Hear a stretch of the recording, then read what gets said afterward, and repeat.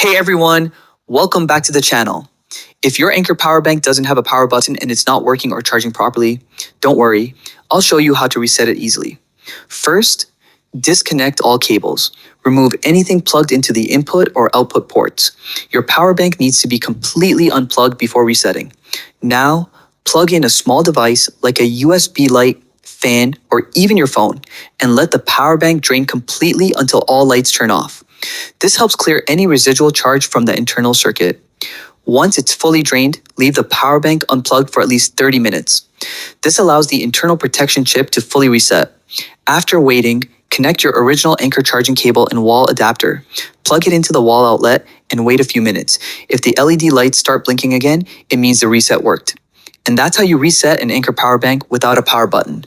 If it still doesn't respond, try another cable or adapter, or contact Anker support for warranty help. Don't forget to like, subscribe, and check out my other power bank tutorials.